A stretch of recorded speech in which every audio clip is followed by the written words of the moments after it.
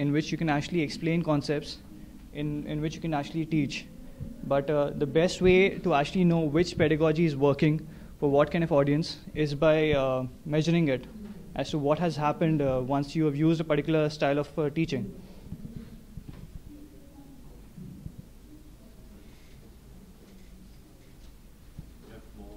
Yeah, I'll just wait for them.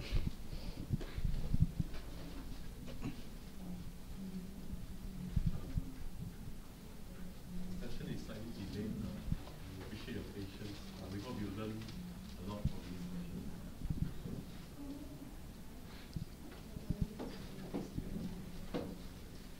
Okay, so I'll just resume now.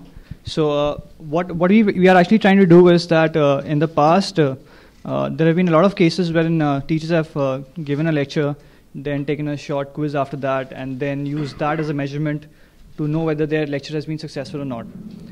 Going ahead, we've also had a lot of e-learning elements being used in the classroom, and then based on how the feedback is being received by the students, we sort of assess as to whether the module was good, bad, or needs improvement. The point where I'm coming from is that a lot of these assessments were actually conscious assessments taken by the students. Like if I am being asked a question on my aptitude, then I'm going to try my best to give that answers. And that is how an aptitude test is actually designed. But if I am being asked questions on my behavior, in that case, I would probably go ahead and give answers which are the ideal answers, because it's a conscious question to me. Now, if the data in such a case was collected unconsciously, without me knowing that there's a question hidden in the platform, then my answers would be much more genuine, and whatever feedback I give is going to be the real feedback, not something that I feel is close to ideal and what I should be actually answering. So what we've done is that instead of really covering a lot of topics, I've just taken through how we can use analytics in games and how we can create personalized pedagogies for different kind of students. So be it autistic children, be it children who are good at math, be it children who are inclined towards geography or some other thing. So this is going to be the agenda for today's session. I'll be starting with the recent trends in education technology. Then I'll cover a few game concepts that we're currently using right now. Then we'll go on to the data generation techniques, the analysis techniques. I'll talk about a few areas how analytics can actually help improve pedagogy. And last but not the least, I'll talk about how we can actually overcome the challenges in implementing and using analytics. So the first generation of technology-enabled education came with multimedia e-learning content. We started off with PowerPoint presentations, then we went into animations, and that is something we already know about. So that was, according to me, the content play generation when content was the king. Then moving ahead, a lot of the companies got into platform play, wherein they understood that e-learning content is a business which is going to take a long time to create content, and also the scaling up is an issue. So they went on a collaborative format, wherein they'll build a platform. We brought in the SCORM model and everything, so that people can contribute towards building a platform, and that platform can be used for education. Now, since we've got a lot of content already out there, we are now moving towards education analytics, wherein we are generating reports. We're getting management into education, saying that if something cannot be measured, it cannot be improved, and similar things. Now, all this information is being processed by a lot of data scientists, being processed by a lot of educators, and they're coming out with their own algorithms and customized learning paths, which can be used for teaching various kind of students. What we actually believe the way forward is going to be that instead of going from a perspective wherein individuals are going to be analyzing a lot of data, we'll move into machine learning or AI-based solutions, wherein you'll be comparing performances of a certain set of individuals and then bringing out the characteristics of them, and then suggesting which is the best learning path for a particular kind of student. So if I am belonging to a cluster based on my past 5 assessments, and there are certain parts in the assessment which are like the nodes which are creating data, they suggest that this guy is going to get the best kind of learning and the fastest kind of learning if he takes these particular topics, then we can actually accelerate the time of learning. So instead of someone taking 50 modules for learning how probability works, he can probably do it in 23 because we know how smart he is or where he's good at.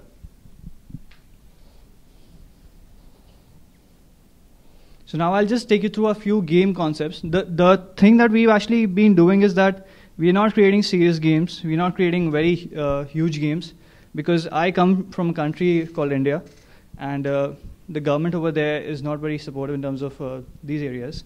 The kind of budget that we are working on is very, very small. There are people who expect us to deliver educational games at a cost of something like $40, which is like ridiculous if you talk about serious games.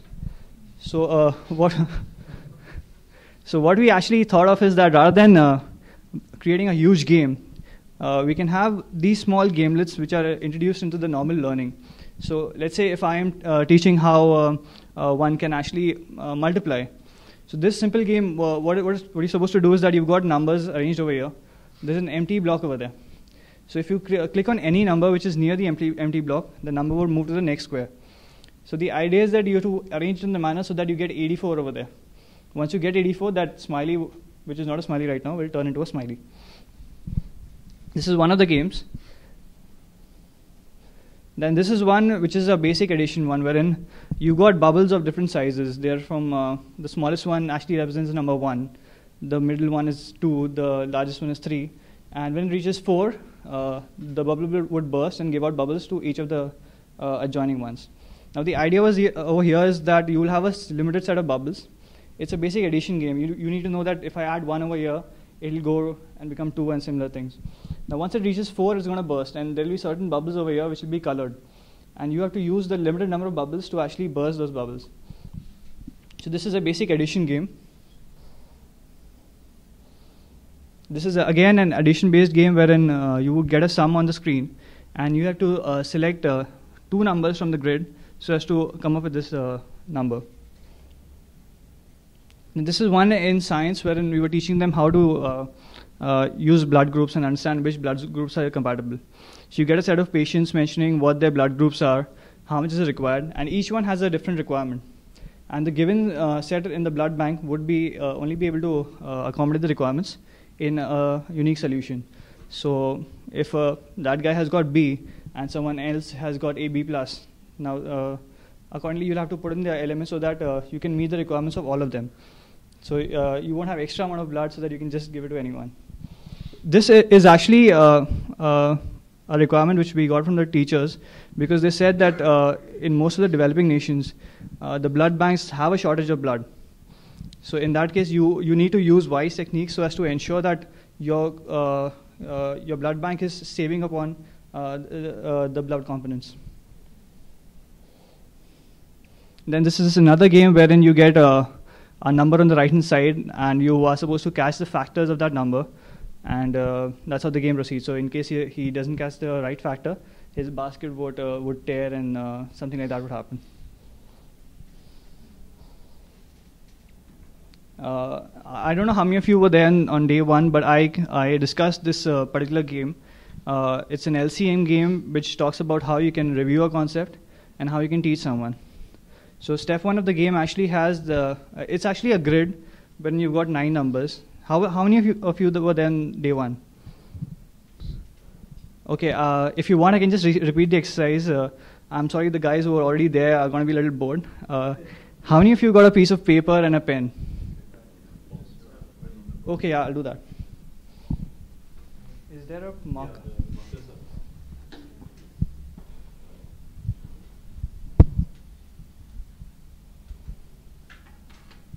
Should I write it over there? Okay.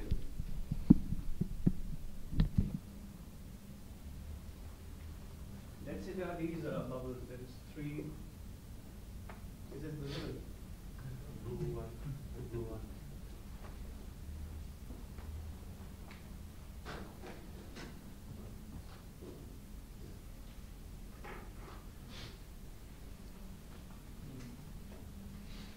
You've got 3.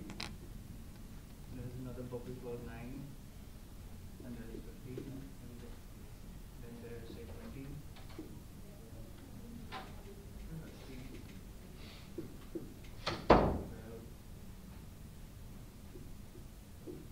Okay.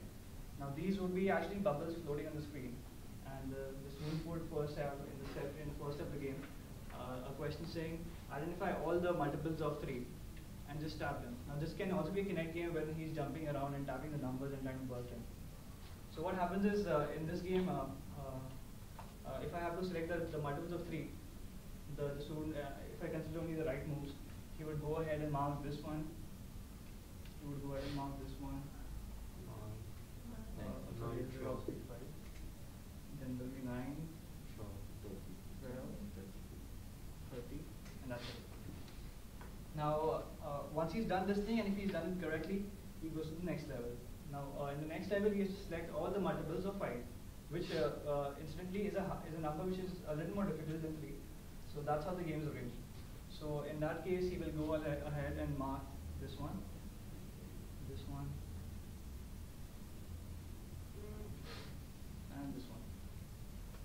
So what will happen is the first time he does that to the bubbles would get a blue color.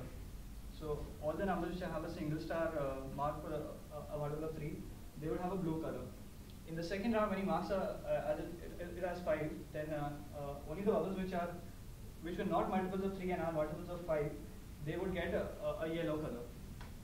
And the ones which have got 2 stars are actually multiples of both. And using the color logic, blue plus yellow gives you green. So these bubbles would turn green. So in step 1, he's identified the multiples of 3. In step 2, he's identified the multiples of 5. And now he's left with green bubbles, which are actually common multiples. And now in the last step, he's asked to find out the lowest common multiple. So he'll just select the number 15, which is actually the LCM. So in this exercise, what we've actually done is that if a student was earlier studying multiples, then he understood how to calculate multiples of 3, which was a review test. He understood the multiples of 5, which is again a review test.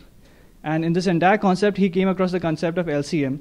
And if he has learned this way, he would probably remember it for a long period of time as to what is the real concept between finding an LCM.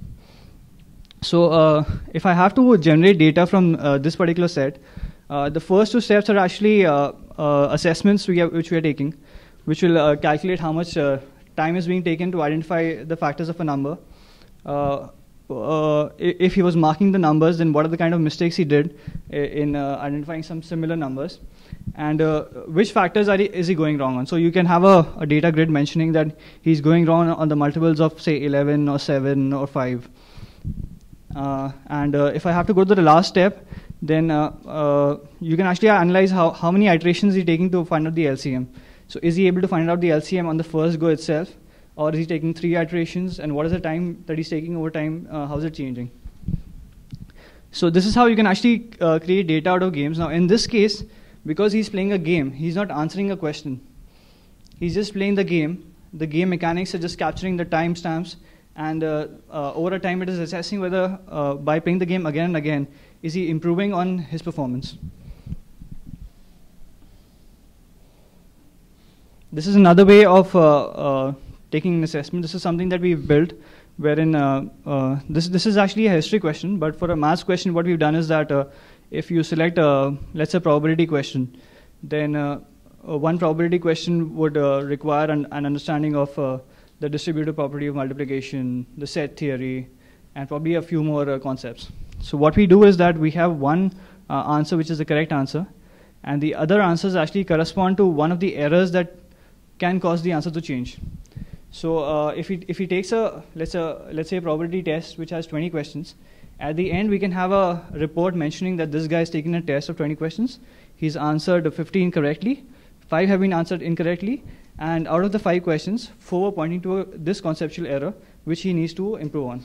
And then he can be redirected either to a Khan Academy video, or he can be redirected to another quiz. Now what we've done in this quiz is that based on what kind of answer he selects, he'll be getting an instant input mentioning that you have made an error in this thing. The correct solution would have been arrived at this thing. We don't tell him the exact answer, but the method of actually coming to this the solution. Now, for the entire data analysis, we are actually referring to a research done by the Illinois Institute of Technology. What they've done is that they have mapped the latest CCS standards. How many of you are aware of the CCS standards that the US has adopted right now?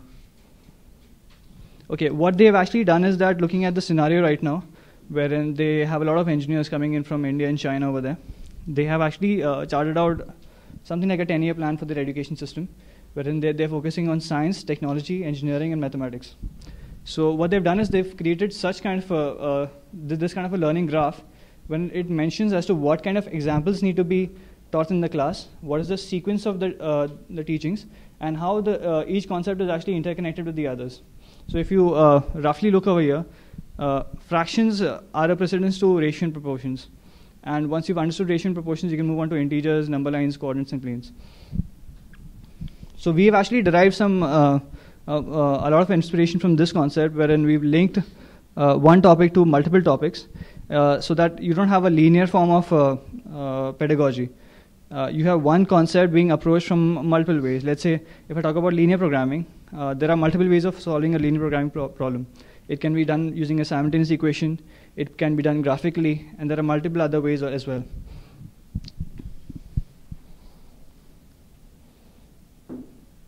So once he's taken this thing, these are the kind of reports that he would normally get. Now these reports are there for the teachers as well as the students.